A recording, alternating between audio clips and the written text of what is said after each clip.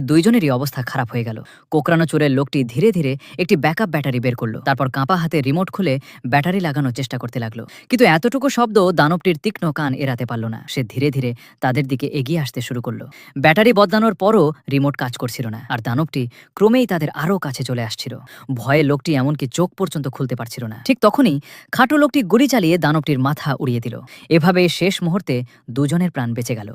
পরে তারা রিমোটটি ঠিক করে আবার শিকার শুরু করলো। কিন্তু এবার অনেকক্ষণ ধরে অ্যালার্ম বাজানোর পরও একটি দানবও তাদের ফাঁদের কাছে এলো না। হাল না ছেড়ে তারা পপ মিউজিকও বাজিয়ে দেখলো, কিন্তু তাতেও কোনো প্রতিক্রিয়া পাওয়া গেল না। তখন তাদের মনে হলো হয়তো পৃথিবীর সব দানবই শেষ হয়ে গেছে। আনন্দে দুজন নাচতে শুরু করলো এবং জয় উদযাপন করতে লাগলো। কিন্তু ঠিক তখনই হঠাৎ করে পুরো মাটি কাঁপতে শুরু করলো।